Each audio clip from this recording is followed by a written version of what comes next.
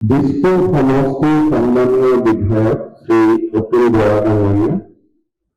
আমাৰ সকলোৰে আদৰৰ অলিম্পিক চেম্পিয়ন অভিনৱ বিন্দা ডাঙৰীয়া, মঞ্চত আৰু সভাস্থলীত উপস্থিত আমাৰ অসমৰ খেলুৱৈসকল, ক্ৰীড়া সংগঠকসকল আৰু উপস্থিত সুধীবৃন্দ। অসমৰ ক্ৰীড়া ক্ষেত্ৰৰ ইতিহাসত আজিয়ে উল্লেখযোগ্য দিন। অভিনৱ ফিউচাৰিষ্টিক প্ৰাইভেট লিমিটেডৰ সহযোগত গুৱাহাটীৰ সৰুসজাই ষ্টেডিয়ামত আজি আমি high performance sports training and rehabilitation চেণ্টাৰৰ শুভ উদ্বোধন কৰি অসমৰ খেলুৱৈসকলৰ বাবে ইয়াক উৎসৰ্গা কৰিছো। এই বিশেষ দিনটোত মই অসমৰ খেলুৱৈ সমাজকো অভিনন্দন জনাইছো। আমাৰ মাজত অলিম্পিক চেম্পিয়ন অভিনৱ বিন্দা উপস্থিত আছে। বেইজিং অলিম্পিক গেমছত প্ৰথমগৰাকী ভাৰতীয় হিচাপে স্বৰ্ণ পদক লাভ কৰি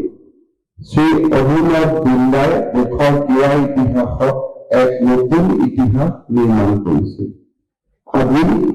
অভিনৱ বিন্দা ডাঙৰীয়াই পৰিচালিত অভিনৱ ফিউচাৰিষ্টিক প্ৰাইভেট লিমিটেডৰ সহযোগত আমি এই হাই পাৰফৰ্মেন্স চেণ্টাৰটো স্থাপন কৰিবলৈ সক্ষম হৈছো। ইয়াৰ আগতে যোৰহাটত অল ইণ্ডিয়া লিমিটেড আৰু নমিনিগৰ ৰিফাইনেৰী লিমিটেডৰ সহযোগত আমি আন এটা হাই পাৰফৰ্মেন্স চেণ্টাৰ স্থাপন কৰিছিলো। এই হাই পাৰফৰ্মেন্স চেণ্টাৰটি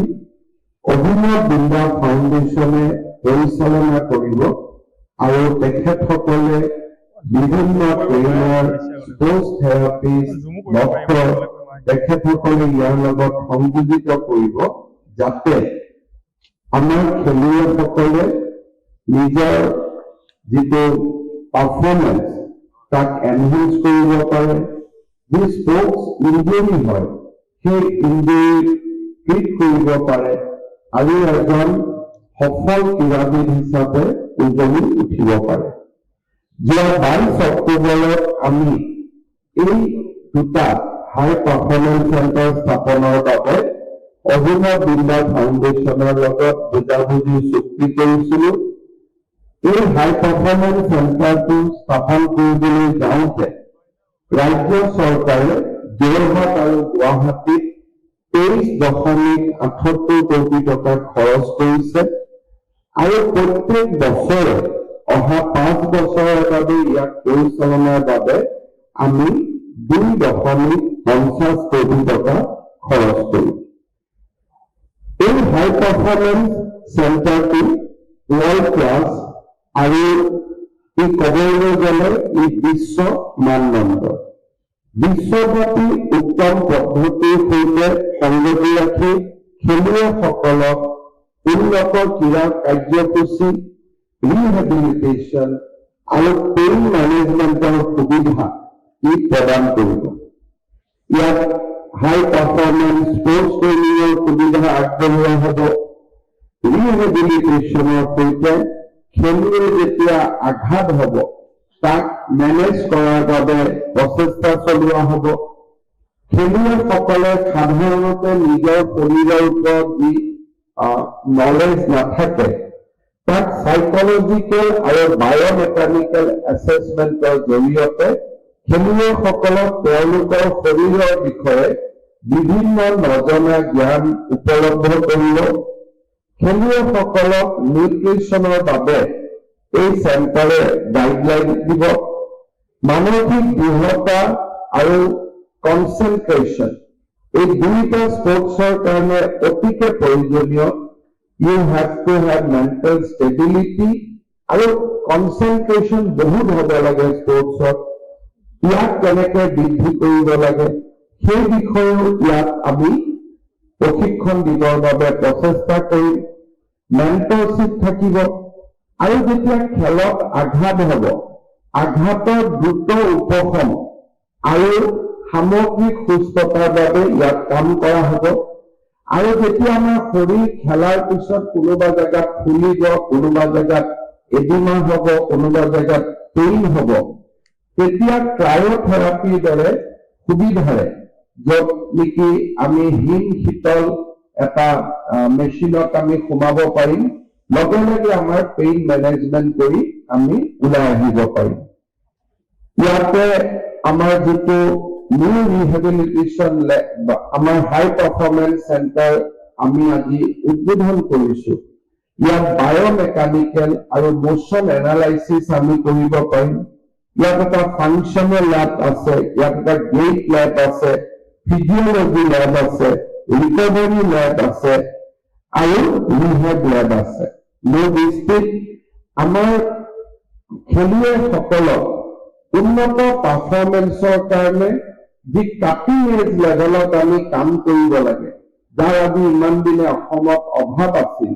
সেই অভাৱ পূৰণত এই হাই পাৰফৰ্মেন্স চেণ্টাৰটো সহায় কৰিব মোৰ যিমানবোৰ স্পৰ্টছৰ ওপৰত নলেজ আছে আমাৰ খেলুৱৈসকলৰ টেকনিক সদায় ভাল টেকনিক আমি শিকো টেকনিক আমি দেখো আৰু টেকনিক আমি আহৰণ কৰো কিন্তু ফিজিক্যাল এন্ডুৰেন্স যদি নাথাকে তেতিয়াহ'লে আনজন প্লেয়াৰে আমাক দীঘলীয়াকৈ খেলুৱাই ভাগৰাই পেলাই and then we lost the game মই বেডমিণ্টনতো মই চাই থাকো যেতিয়া ফৰেন প্লেয়াৰ্ছ বিলাক আহে বা আমাৰ অসমৰো যেতিয়া ভাৰতৰ ভাল প্লেয়াৰ বিলাকে খেলে তেতিয়া মই দেখো যে তেওঁলোকৰ টেকনিকটো যিয়ে নাথাকক কিয় তেওঁলোকে প্ৰতিপক্ষক দীঘলীয়া সময় খেলুৱাবৰ বাবে যত্ন কৰে আৰু যেতিয়া দীঘলীয়া সময় খেলুৱাব যত্ন কৰে আমাৰ প্লেয়াৰসকলে ইমান সময় খেলিব নোৱাৰে আৰু খেলখন সোনকালে শেষ কৰাৰ বাবে আমি নেখেলিবলগীয়া শ্বট আমি খেলিব আৰম্ভ কৰো and then we lost the vital point যেনেকে এথলেটিক্সৰ দৌৰাটো আমি দৌৰো এটা মিনিমাম লেভেলৰ যিটো স্পীড তাক আমি সকলোৱে আহৰণ কৰো কিন্তু আজি আমি অসমৰ খেলুৱৈজনৰ মিনিমাম যিটো স্পীড সেম স্পীডটো লক্ষ্ণৌতো থাকিব সেম স্পীডটো তামিলনাডুতো থাকিব চাইনাতো থাকিব জাপানতো থাকিব কিন্তু আমাৰ যিটো প্ৰথম স্পীড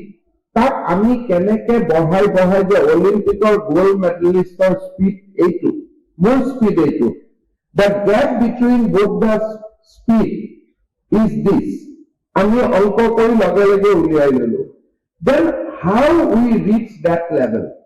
এই যিটো তাৰ কাৰণে আমাক কি লাগিব এন্ডুৰেন্স লাগিব ফিজিক্যাল ফিটনেস লাগিব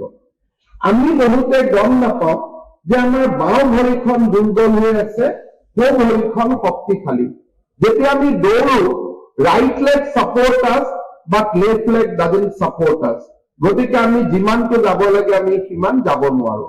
এতিয়া আমাৰ ইয়াৰ যিখিনি জিম আছে কৰবাত আছে তেওঁলোকে ক'ব যে সবটো ঠিকে আছে কিন্তু এই লেভটো যেতিয়া আমি আহিম তেতিয়া আমি কাটিং এজ লেভেলত গম পাম যে what is the difference the strength difference between the right leg and left leg right arms and left arm আমাৰ দৌৰৰ পজ যিটো সকলো ক্ষেত্ৰতে আমি চাব লাগে যে আমাৰ পজিশন বিলাক পজ বিলাক আমাৰ ঠিক আছে নে নাই যেতিয়া আমি দৌৰো তেতিয়া যদি আমাৰ পজ পজিশন ঠিক নাথাকে দেন উই লষ্ট ইয়াতে আমাৰ কাৰেকশ্যন কৰি দিব যে তোমাৰ দৌৰাত এইটো সোঁ ভৰিখন অলপ যায় বাওঁ ভৰিখন দূৰত যায় and uniformity is not there ইয়াত আমাক মোশন এনালাইচিছ কৰি কথাখিনি জনাই দিব আমি গম পাব পাৰিম যেতিয়া প্ৰথম তেওঁলোকে প্লান কৰিছিল মই তাত গৈছিলো then I have seen that Abhinav Binda High Performance Center I think 7-8 years back in Bangalore তেতিয়া মই প্ৰকাশ পাদুকনজীক সুধিছিলো তেতিয়া মোক প্ৰকাশ পাদুকনজীয়ে কৈছিলে যে সকলো প্লেয়াৰ ঠিক থাকে কিন্তু ফিজিক্যাল ষ্টেবিলিটি আৰু ফিজিক্যাল অ্যাসেসমেন্ট নোহোৱাৰ কাৰণে আমি কৰবাত নহয় কৰবাত কাটিং এজ লেভেলত আমি পিছ পৰি যাওঁ তেতিয়া মই মনত ভাবিছিলো যে অসমত আমি কেতিয়াবা এই চেণ্টাৰটো আনিব লাগিব আজি এটা ডাঙৰ দিন যে যোৰহাট আৰু গুৱাহাটীত আমি এনেকুৱা সুন্দৰ দুটা ল্যাব বা ৰিহেব চেণ্টাৰ বা আমাৰ এন্ডুৰেন্স বৃদ্ধি কনচেন্ট্ৰেশন বৃদ্ধি কৰিব পৰা ওৱান ষ্টপ এৰেঞ্জমেণ্ট এটা আমি ইয়াত কৰিব পাৰিছো। আমি যেতিয়া সাঁতোৰত সাঁতোৰো, পানীৰ তলত আমাৰ প'জ কেনেকুৱা আছে, পানীৰ তলত আমি কেনেকে ষ্ট্ৰক লৈছো, ওপৰখিনিতো প'জে দেখা পায়, তলৰখিনিতো দেখা নাপায়। সো এই চেণ্টাৰটোত এটা কেমেৰা আছে, যোনে পানীৰ তলত আমি কেনেকে ষ্ট্ৰক লৈছো তাক আমি চাব পাৰিম। আৰু তেতিয়া প'জে ক'ব পাৰিব যে তোৰ ওপৰটো ঠিক আছে, তলতটো গণ্ডগোল আছে, নাও লেট আছ কাৰেক্ট দেট। ইমান ডাঙৰ ওপৰলৈকে অসমৰ স্পৰ্টছ যোৱাৰ কাৰণে আগত কেতিয়াও চিন্তা হোৱা নাছিল। সো দিছ ইজ মই ভাবো যে this is one of the very important day for the sports in Assam. আমাৰ ইয়াত যিসকল এছ'চিয়েশ্যন আছে, কোৰ্টছ আছে, they should extensively use this facility. আপোনালোকে চিন্তা কৰক যে state government has provided equipment up to 23 crores। Annually আমি ইয়াক মেইনটেইন কৰাৰ কাৰণে 2 কোটি টকা দিম। And then if nobody used, then we will not get the return. Jote amar Nehru Stadium to amar coaching hobo pare, kintu eta Sunday ami yate ahi amar player khinik ami proyojoniyo jikhini knowledge ba proyojoniyo jikhini physical fitness or babe koribo lage hekhini ami yate korabo parim। horu khojar jikhini amar student ase teoluko koribo paribo। academy বা association এই চেণ্টাৰটো খুব এক্সটেনচিভলি use কৰাৰ বাবে চেষ্টা কৰিব লাগে। মই বিশ্বাস কৰোঁ যে আমাৰ অসমৰ স্পৰ্টছৰ এটা খুব সুন্দৰ ভৱিষ্যত আছে। টেকনিক খুব ভাল, আমাৰ ল'ৰা ছোৱালীয়ে কৌশল জানে, কিন্তু অকল এণ্ডুৰেঞ্চ আৰু ফিজিকেল আমাৰ যিটো ষ্ট্ৰেংথ সেইটো কম কাৰণে আজি ইমান দিনে আমি কাটিং এজ লেভেলত যাব পৰা নাছিলো। মই ভাবো যে এই চেণ্টাৰটোৱে সেই অভাৱ আমাৰ দূৰ কৰিব। ইয়াৰ উপৰিও আমাৰ Olympic foundation for culture and heritage, the international Olympic committee, Abhinav Bindra ফাউণ্ডেশ্যনৰ লগত আমি আৰু এটা কাম কৰিছো যে অসমৰ কিছু বিদ্যালয়ত আমি অলিম্পিক স্পিৰিট সৃষ্টি কৰাৰ কাৰণে চেষ্টা কৰিম, both physical as well as mental. Olympic spirit কি? যে আমি হাৰিব শিকিব লাগিব আৰু হাৰাৰ পৰা অহাবাৰ আমি জিকিব পাৰিব লাগিব। ক্ৰীড়াখোলৰ মনোভাৱ, ডিচিপ্লিন, আমাৰ যিটো পাঞ্চুৱেলিটি, গোটেই অলিম্পিক ভেলুজখিনি আমাৰ ৰাজ্যৰ বিদ্যালয় উঠি অহা ছাত্ৰ ছাত্ৰীসকলক আমি আগবঢ়াব খুজিছো। আজি আমাৰ যিখন MOU হৈছে আৰু আমি লগ লাগি আমাৰ স্পৰ্টছত যদি কাৰোবাৰ ইনজুৰি হয়, অলিম্পিক এক্ৰেডিটেড ডক্টৰৰ হতুৱাই আমি সাৰ্জাৰী কৰাৰ বাবে ইয়াত এটা বিনামূলীয়া ব্যৱস্থা কৰিছো যে it will be free surgery we will provide. Initially we have lined up for 100 surgery, then we will see, মই নাভাবো যে there will be 100 injury, but এতিয়াৰ পৰা ইনজুৰি খিনি প্লেয়াৰ্স বা এছ'চিয়েশ্যনৰ হেডেক নহয়, we will take care of, আৰু আমি বেষ্ট অফ দা চেণ্টাৰত আমি সাৰ্জাৰী কৰি আনাৰ বাবে আমি চেষ্টা কৰিম। This is also a part of this MOU। So আমি আপোনালোকে জানে যে আমাৰ চৰকাৰে স্পৰ্টছৰ ওপৰত আজি আটাইতকৈ গুৰুত্ব দিছে। আমি ইমান ধুনীয়াকৈ খেল মহাৰণ পাতিলো। We have identified lots of talent.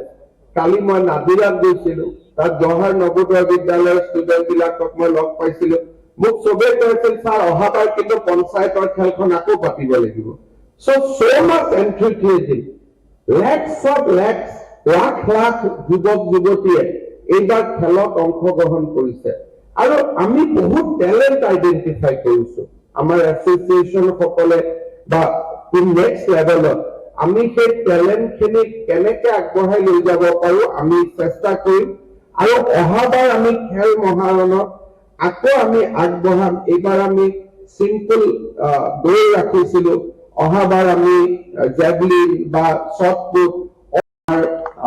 Association খেলুৱৈসকলৰ মই সহযোগিতা বিচাৰিম।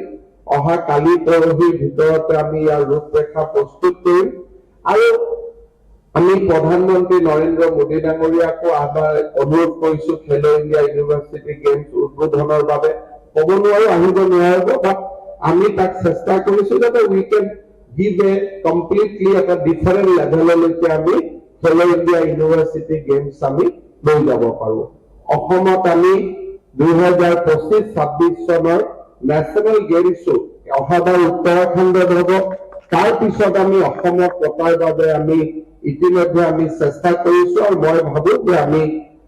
25তে হওক 26তে হওক 27তে হওক আমি নেশ্যনেল গেমছ পাম যাতে অসমত আমি বহু বছৰৰ মূৰত আমি নেশ্যনেল গেমছ পাতিব পাৰো নেশ্যনেল গেমছ পতাৰ কাৰণে আমি কেইবাটাও কাম হাতত লৈছো